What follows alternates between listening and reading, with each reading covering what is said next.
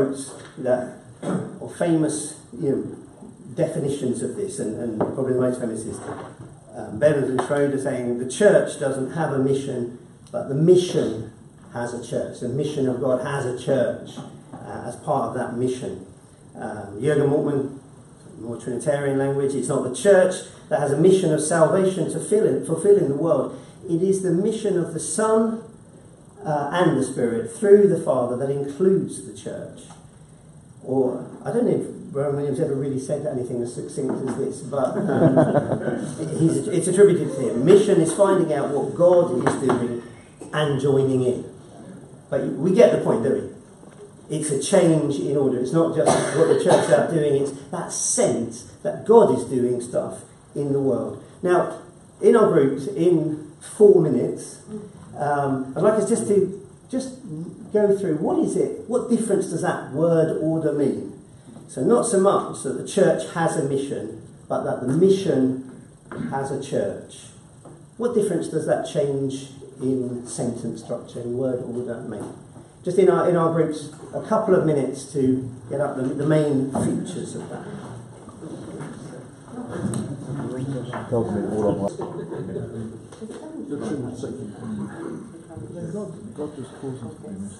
Okay, so sort of headline points. What difference does it make? This change in word order. What kind of things have we flagged up in our 3 minutes of pooled wisdom? So where does mission originate? Yeah, it tells us something about where mission originates. Originates in God. Anything else? The church has a mission. We would say it's what we do as a church. You've got to come rather than the mission of the church. It's very much more outwardly focused. Yeah, yes, outwardly focused, and it's about who takes the initiative. Yeah. Who sets out what's going to happen. Yeah. I need to discover what God is doing and become very much part of it. Yeah. I can't necessarily set the agenda as such. I've got to discern. Discernment's a big feature of understanding mission as God's mission. I've got to discern what God's up to, and then as Rowan Williams maybe possibly said, join in with that. But it's an inclusive thing.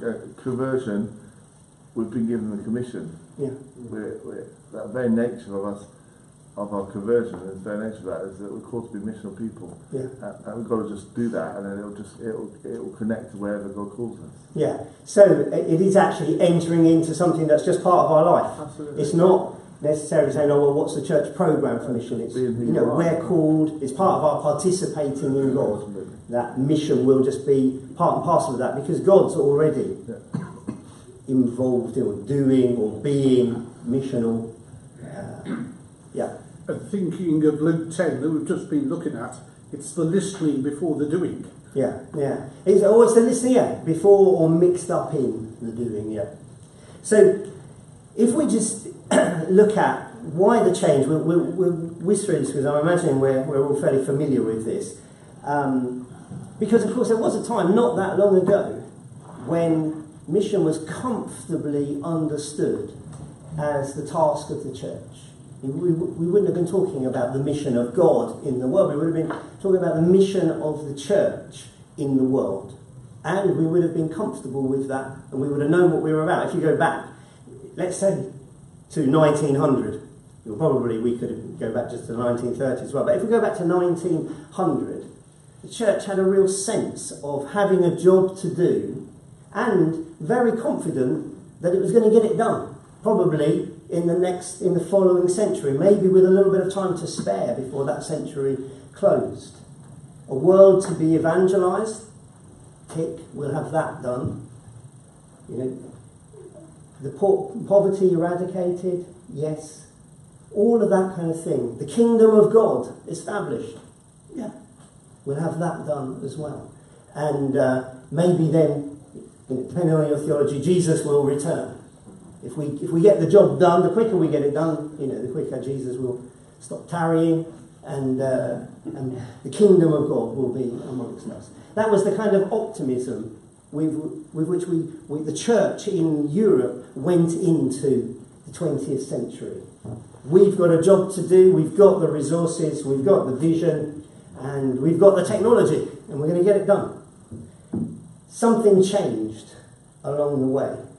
I mean, obviously we went into 2 world wars, which kind of knocked the stuffing out of whole areas of Christian witness, Christian collaboration. The world didn't change. The world wasn't as changeable as we had thought it would be. World religions were more resilient than the church had thought they would be. In 1950, when missions were thrown out of, for example, China, a real shock to the mission community, because it had gone in thinking the conversion of China is around the corner, and that's going to make a big difference. You know, we're going to be steadily working through that, and to be put out and to be bested by communism. You know, in the writings around that, that was described as the last mission personnel left, missionary as we were allowed to call them then, left China, was put out of China. The last nail in the coffin of mission to China. Clearly God didn't get that memo, and you know, it worked out differently, but that was the feeling then. The world is just not changing. A recognition as well that the church wasn't just bringing the gospel as it went out, but the discovery we made a little late in the day perhaps was that we were bringing out all sorts of Western practices and values as well. And so there became that kind of realisation, as one Indian theologian put it, that along with gunboats, opium, slaves and treaties, the Christian Bible became the defining symbol of European expansionism. I don't know why I let the Americans off quite so easily at that point, but you know, you get the point, that we reviewed what we were doing, and there were a whole host of colonial connotations. We started to critique the church in the Western world, and we've heard some of that critique, which is still going on today. Starting to view, even the World Council of Churches, started to view Western churches as having heretical church structures, because the church structures were getting in the way of the mission, that we were structured for inertia and not for movement. As we pointed out, 1966, the World Council of Churches said this. And so this sense that, well, mission can't be based in the church, it can't be the initiative of the church, because we've structured ourselves against all of that. And all of this, I suppose, gradually folded into just this question that comes up all the time, a loss of confidence in the gospel. The church looking for a role in society, being involved, but not having a deep gut feeling confidence that the gospel is what it's about, that God is going to change people's lives. You know, that reflection back on how's it even working out in church, let alone what we're bringing to other people. And these are, if you like, some of the background issues that led to us talking about God's mission in the world. They're not positives. This wasn't en route simply a positive development about mission. It was a reflection on the inadequacy of the church and the difficulty of the task. But the hopeful thing in it was that it wasn't a giving up on mission. There was a theological and spiritual rethink. You think, well, how are we going to go about mission? Back to scriptures and say, well, let's first of all discover that despite all our failings, mission isn't out the window, because it's God who's on mission. It's God who's about mission in the world. So out of these crises and problems comes this notion that you've got to get back to what God is doing. And I suppose, if you like, in some senses, the big winner in this is our understanding of how God is in the world. That, first of all, God is seen as just being at work in the world. That dualism between church and world starts to crumble, because it's not that God's at work in the church and then we bring God out into the world. Do you remember that prayer that we used to have? You know, God, let me be your hands and your feet. And that exhortation that we would give to church members. Remember, we are God's hands and feet. Of course, you read it in Isaiah, he'd have something to say about that. Sound like we're describing an idol. If we have to be the hands and feet, if we have to move this God around. No, when we go out, God's already at work in the world. And the world is seen as the right arena for God's activity. God isn't just at work in the church. God's at work in God's world, and God's at work and at home in God's world. That was what the doctrine of the Trinity tries to celebrate. That sense that God, in God's sendings of Son and Spirit, well, where do we meet God then? Well, we meet Christ in the world. Where is the Spirit active? In the world. And we need that notion, I suppose, that we often maintain this dualism of saying, we've got to go into the world to do our mission. And that's not actually what Jesus said, is it? Jesus didn't say go into the world as if somehow we were not in the world. We meet God in the world. The church is in the world. The world isn't a foreign place to any of us. Jesus didn't say go into the world. Jesus said go into all the world. Like the bits you're not physically in already, get into. Jesus didn't say go, so he said go to all the nations. There wasn't that dualism in that.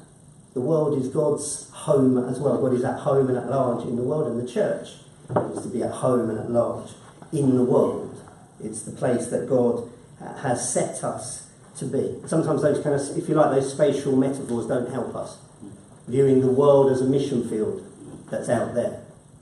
That kind of thing. We're going on mission, as if you've got to go to some foreign territory. Instead of BMS rep. But the world is just the place that we're in. And that rehabilitation, this is where I suppose a reflection on secularism comes in, because the notion, once the world is the big winner, that the world becomes the place of God's activity and the place of our meeting with God. And I suppose a rehabilitation of that notion for Baptists. We have a gathering, sending notion of church, or gathering, dispersing. And sometimes, deep down, what we really think is that it's the gathering that's really church. And then, you have to go out at some point. So you go out. But all the formation, all the real stuff happens in the gathering. But the sending is also formational. The sending is also church. We know that, but we have to rework it. And so, once we get that, the job becomes, as Rowan Williams possibly said, so what is God doing in the world? And here, we come to the problem, because somebody said this to Anthony. They were talking about making all the changes, recognising what God's up to, and they said, but culture gets in the way, doesn't it? And I think we were talking about church culture there. We have a culture of no, we have problems in our culture. But in the bigger question, we live in a context where culture, the culture that we just, we live and move and have our being, not only in God, but in this Western world that is shaping us. And culture plays a part of that. So alongside this, finding out what God is doing and joining in, we have this question that we live in a world today, Charles Taylor says, where, in contrast to the 1500s, where it was just straightforward to believe in God, you had to opt out. Now, it seems inescapable to many people. Any notion of faith in God. And that's something that doesn't just affect people out there, if there is an out there. It affects us. This impacts on our imagination. So to take one example, if we imagine, for ourselves and for our church members, you've got a neighbour or a friend that you get on particularly well with, that you've got a lot in common with, you have similar jobs, you vote for the same political party, you read the same newspaper, you watch the same box sets and talk about them together. Maybe you share a sporting interest, you go to the same restaurant, you have the same dreams for your children. You both do a bit of volunteering. And you often catch yourself saying, that guy's a really good guy. That woman, she's a really good person. Better than most of the Christians I know. People just like us. People with whom we resonate. And with whom our church members resonate. Some of their best friends. Maybe their sister, their brother, whatever. The only difference being, they have no notion of faith at all. They have no sense of it. Maybe the odd inkling here and there, but normally when you strike up something on faith, you just see the shutters go down. people just like us. Back in the 1500s that Charles Taylor's talking about, someone with that much difference of outlook on life would have to just look very different, come from somewhere different. But no, this is your next door neighbour. And just rubbing up against people like this all the time has an impact on our imaginations. When it comes to discerning God, these things are also part of what form us. These things filter into us, and they filter into our church members as well. And our formation, our spiritual formation, our discipleship needs to take this into account. Because these are like daily icons that impact on people. And when we say, as we've heard while we've been here, we need to stand up. We need to put up with any persecution that's going to come our way for the sake of mission. Often it's not persecution that's the problem, it's complete disinterest. I've stood up and no one's noticed. I've stood up and no one cares. I've tried to talk to my neighbour and just not interested, don't get it at all. What does that do to us as part of our shaping? A brief exercise just to say that it's not even a problem for us in church. For us, it's not even a problem for us with just people outside the church. This filters into church. I want you to imagine for a moment that as a minister, you're in church, you're setting up, you've arrived, how early do we arrive for church? Let's say 45 minutes early for church. Those of us who are more anxious, perhaps an hour or more. The music group are going through the last minute preparation for the songs. People are setting up stuff, getting the water out, hymn books out if we still use them, whatever. And gradually the odd early comer will start filtering in. There's a new person, got the time wrong for church because they're still new and thought it was like 10:30 rather than 11, and they're glad to see you there. And as other people are filtering in, they just come over to you. They've been coming for 4 weeks, let's say. Hey, I'm really glad I caught you with a few moments because I'd like a quiet chat with you about something that means something to me. And I'd like to know your view. Now, you're just going to have a 10-minute exchange. It's going to be overheard by all manner of people, and some of the 8 that Anthony mentioned, who are always the laggers, might just catch a snippet of this conversation that you're going to have. This person says, I'd really love to know your views on science and faith. I'd really like to know how you read the Bible. Now, I've got a couple of passages I'd like to just quickly review with you. Do you take it seriously, literally? How do you take it? Worse still, I'd like I've been reading some stuff in the papers. Quick word with you about same-sex marriage. What the Bible says about the role of women in the church. Your view on how got a sick relative. I want you to pray for their healing now. If we could just do it here. I've had this really strange spiritual experience. I'd love to just talk it through with you while other people are listening and get your wisdom on it. Or I've been wondering about Brexit and the book of Revelations, and perhaps we could have 10 minutes on that. Whichever. Just, are there any of these that you think, gosh, I wish we wouldn't, Are there any of these, we just have does anyone want to put it the other way around, are there any of these that people think, yeah, great, I'd love to have 10 minutes on that, while people are over here? I would. You would? I knew you'd say that. Yeah. Part of life, isn't it? Yeah.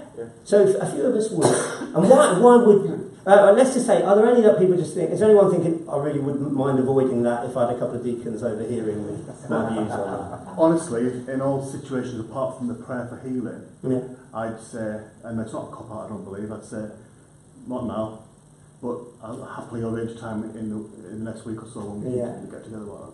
That's the thing with little imaginary exercises, you don't get to say that, you just get a very insistent person. At best you could say we'll have a chat over coffee, but you're still being overheard. Because obviously these are topics you'd want to talk through. Why I'm bringing it up is, would you be happy, and would your church members be happy to discuss this stuff in church with other people in a casual way? Or would we need to qualify our views so much that we'd really like to sit down in private and sometimes hope that other people in the church didn't find out what our views were? As a youth worker, these questions flying at us left, right and centre. Yeah. There's no time to say, I'll meet up with you later on in the week. Yeah, brilliant. It's bang, it's because they've forgotten it by then. Yeah. They're not bothered then. Yeah. But the point of bringing it up is that often, you run through these things, I'd like that bit of time.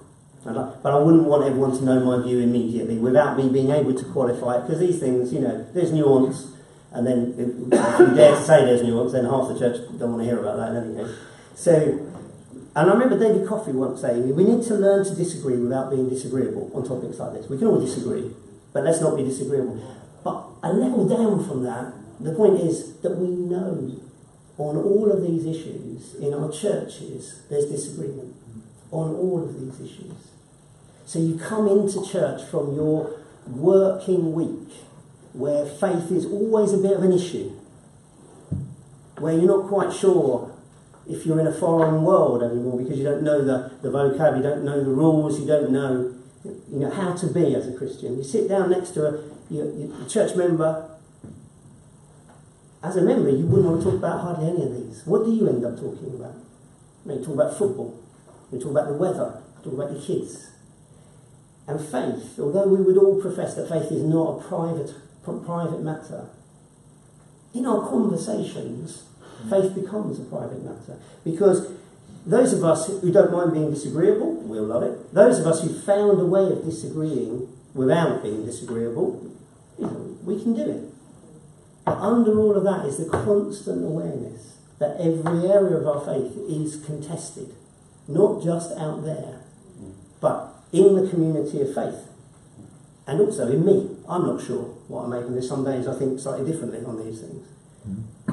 And it's that we have to come to terms. This is what, when I want to talk about secularism, it isn't the agenda of the secularists that's the issue. It's the mood, it's the tone, it's the feel for the world that we just have all the time that sums up the difficulty or the challenge of mission in a secular world. Because this affects our imagination.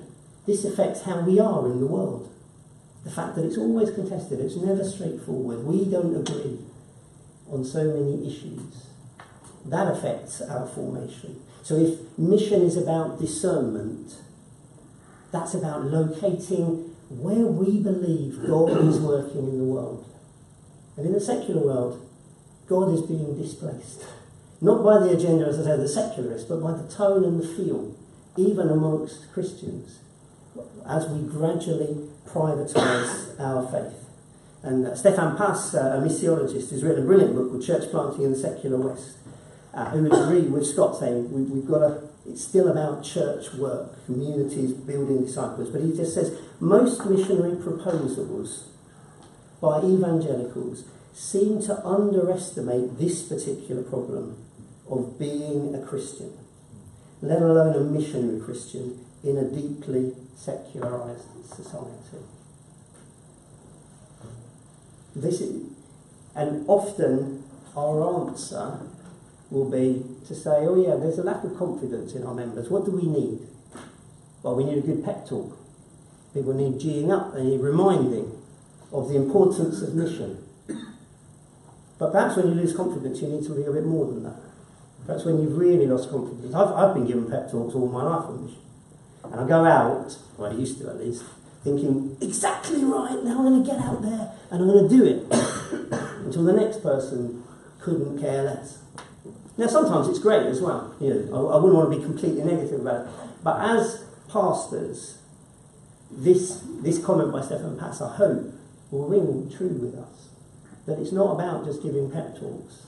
It's about doing something in terms of our discipleship, in terms of our engagement in Christian formation, that will help people to deal with this sense of God as always contested. Where people bump into, if you like, these kind of icons, these things all the time that show that faith is a marginal issue. And some of us will dream that, you've just got to get back. You've got to get back to that time when faith was at the centre. Again, not everyone's going to agree with this. If kingdom-minded action still feeds on the dream of restoring a homogeneous Christian society, then it must be said loud and clear, this dream is over. That would be a great thing for us to discuss. What is our aim? Is our aim to get back to a Christian society? Or is our hope to have some sort of kingdom presence that's not claiming that centre ground where everything is dictated from a Christian book. Just a quick sort of show of hands. Where are we aiming? What do you think? Do we think that's where we should be, at the centre of our society, with Christian values sort of permeating out? Or do we just in our imagination, in our gut feeling, think our place is probably for a while on the margins of things, demonstrating the kingdom and drawing people in? What do people sort of opt for? I know we'll all want to say both and, I know, but let's just humour me and say, if it's got to be one or the other, where are we feeling? Hands up for centre ground. We've got a couple of centre grounds for prophetic. Hands up for margins. Hands up if your name's Scott. No, but there is an uncertainty about it. But this is the kind of thing. It's an interesting question. Where did Jesus see himself in terms of his mission? Yeah. Because it's his mission. 4 whole minutes, excellent. Yeah. And another question might be worth asking is, if we were a load of Anglicans, what would our answer be? Yeah. So I have been in a group of Anglicans, so I know it would be very different from those. If you had a proxy vote for the Anglicans, where are you? If we were Anglicans, they would be the centre. All of them would be up there. Yeah. It's a question for us. And one of the things I would say is that while we're not at the centre, even for those of us who would be more centrist, there is a question of spiritual formation that needs to recognise that's not where we are, and that people need a formation that helps them deal with these problems, that goes beyond. We need the pep talks, we need that exhortation, that mission is always there, that you should be out doing it, but it is a seriously demoralising thing to constantly be told to get out there and do it, and feel deep down that you don't have the resources. That at a gut level you're not quite sure. You understand your neighbour, you understand them well, and they don't understand you. So it's that sort of thing. We've only got 3 minutes left. I have 3 slides with all the answers on them, but we're not going to get to do that. So I always drag it out, so we don't have to. But something around this, nurturing.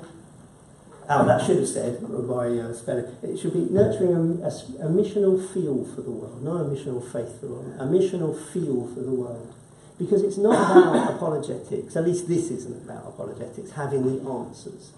It's about just how we feel about the world when we go out into the world and we're surrounded by people who have no interest in faith, who find Charles Taylor's comment to be absolutely true. Belief in God is just the way out option. It's the hard bit, it's the unlikely. It's the thing that flashes up every now and again, but not always the most serious option. And I've doing mission training for BMS, I found it really interesting trying to do cross-cultural mission. I say to groups of believers, and I'm really trying to get them to think about some cross-cultural bits of their mission, and I've been surprised by the answer. I say, is there any part of your community where when you go there, you just don't know all the rules, you don't know the language, you're not quite sure how to be? Now I was thinking of, you might be in a group of Muslims that in your area, or it might be the betting shop or the pub. But the most constant answer I get is one of two.